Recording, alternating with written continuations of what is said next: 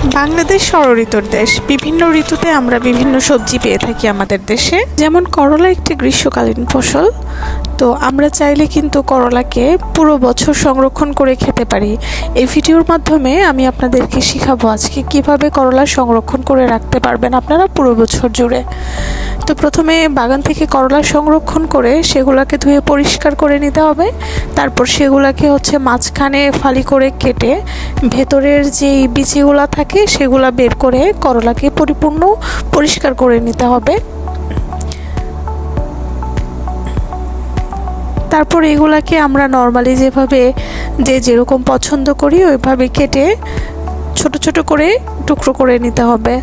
কাটা হয়ে গেলে এগুলাকে আর ধোয়ার প্রয়োজন নেই। এগুলাকে আপনি পাতলা করে বিছিয়ে রোদে শুকাতে পারেন পুরো একদিনের মতো। কিন্তু আপনার রোদের তাপমাত্রা যদি কম থাকে